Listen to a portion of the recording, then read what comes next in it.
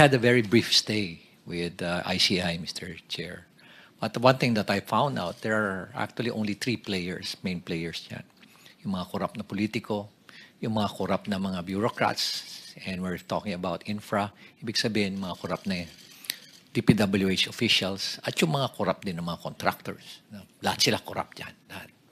And the way I see it, it has become a cottage industry, a livelihood program. Sa laki ng perang involved. There should be 5 major players. Yung funder, which usually yung mga lawmakers, the DPWH at yung mga contractors, local government at yung community. Pero in-is out yung dalawa. Last dalawa. So sila lang nag-uusap. Most of the time, when we ask them, bakit hindi kayo transparent sa records? Bakit hindi nyo ilabas? Ang lagi nilang sinasagot is, paano kung i-alter nila? Paano kung baguhin at sirahin kami sa social media? So, ibig sabihin, anong mechanism? And that's the reason why we're pursuing this, itong transparency and accountability mechanism. And na-introduce nga itong blockchain sa amin. So, pag in-introduce mo, sinabi mo na sa mga official na yan na, o bakit hindi nyo i-blockchain? Wala na silang rason. Kasi very weak yung kanilang alibay. Nasabihin na, hindi namin gagawin yan kasi baka nakawin.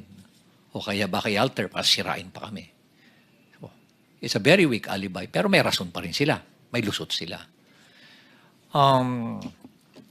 I was really surprised when suddenly I was asked, or there was a press conference, without even consulting me, calling for me, and it was actually a hastily arranged press conference. Then suddenly, binabanggit na doon na, I'm not an investigator, I'm just a legal advisor. When in fact, sila naman ang gumawa nung designation na yun, legal advisor and investigator. So there were contrasting na mga pronouncement. Kakayanin ko pa yun eh. Tatanggapin ko pa yun eh. Tatanggapin ko rin na wala akong authority over the PNP CIDG, which is true. But we took the opportunity to enter into an MOU. Nakipag-MOU kami to our initiative.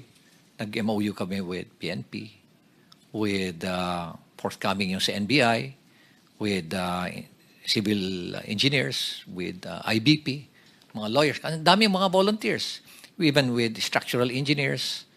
Meron din with watch group with M4GG. Para at least everybody, it's a whole of the nation approach. Kasi nga overwhelming. One thing that I found out is, I anticipated that it's widespread.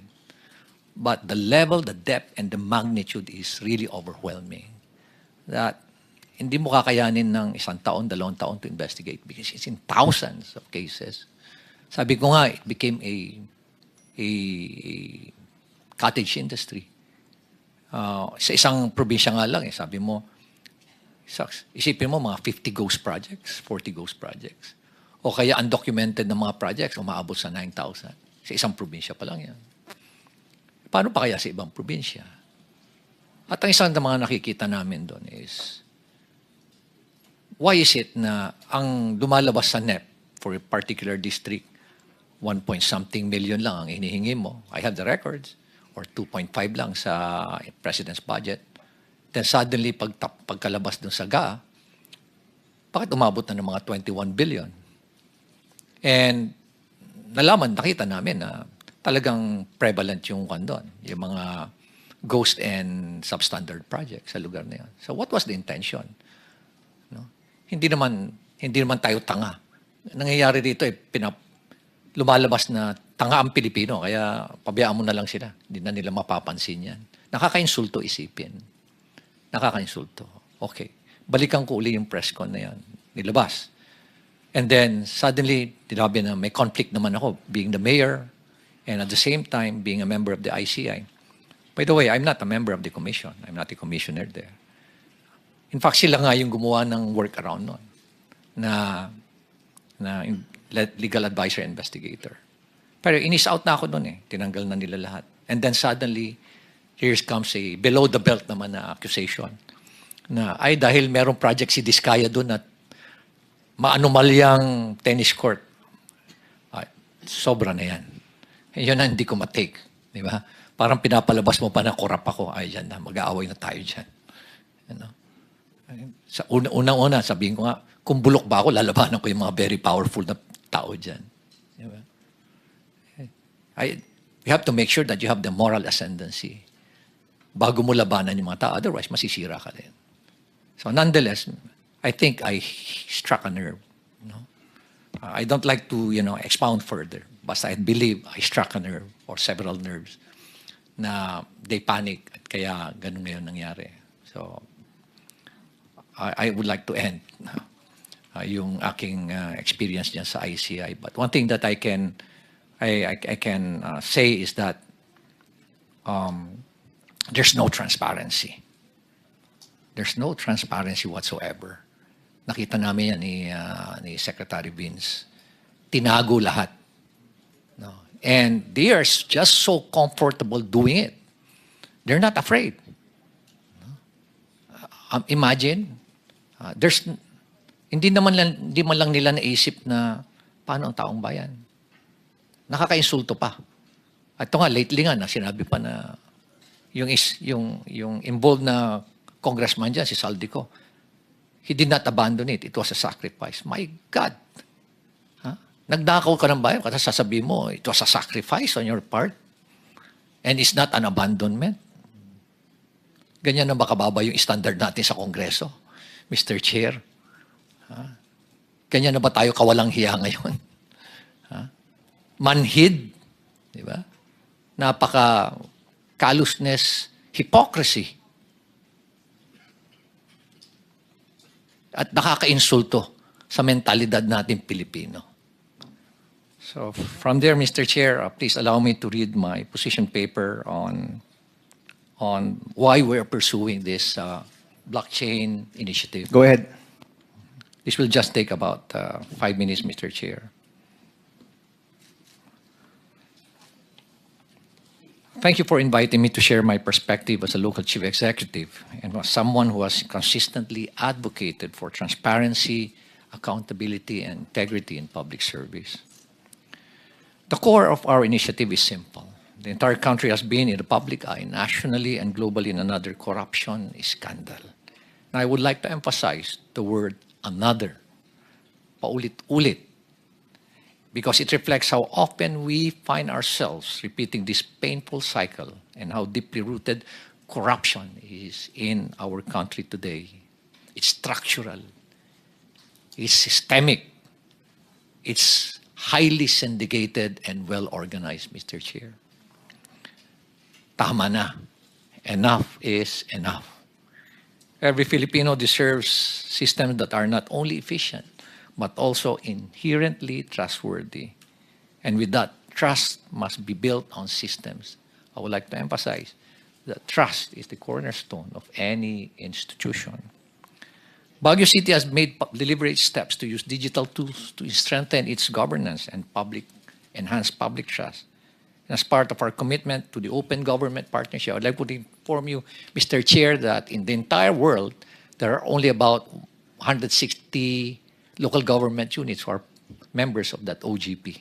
It's a global network wherein it follows a basic principle that local government that practices transparency, accountability, and strong citizens' participation are more progressive in terms of growth and development. And that's the reason why us, for Baguio City, we are a member of that. We strive to be a member of that. And in the entire country, out of the 1,400, almost 1,500 local government units, there are only 4 who joined the OGP. Hindi kami natatakot. Why? Sa transparency. Kung wala kang ginagawang mali, hindi ka dapat matakot. And that's why we're pursuing an open government policy. We're now partnering with Bayani Chain. Nakita niyo ho itong mga napakabatang bata. Itong dalawa. Yan, si Jello at si Alfred and Paul and the rest of the team. They approached me. We piggyback dun ho sa DBM para hindi ho kami gumastos. And one thing we told them is, make us as your value chain. Pag sinabi niyong Baguio City, then maraming local government na mag-strive also at, This partnership aims to strengthen public accountability, provide permanent audit trails, and promote participatory governance. And we are going to go live on 2 weeks from now, magkakaroon na ho kami ng, or next week, baka magkakaroon na ho kami ng capacity building, it's today, and we go live on October 15. Yes. Mayor, how long was the process from sinimulan niyo yung partnership till mag-go live po kayo? Almost 1 month, Mr. Chair. Only 1 month? Yes, Mr. Chair. Wow. Kasi yung titingnan mo, from a very layman's perspective, madali lang ho lahat eh. Ang pinakamahirap po is, yung mindset na, are you willing to open your, to be transparent, and to be to open your data, all this critical information, program of work, bill of quantities, contract, yung bidding documents, bid documents.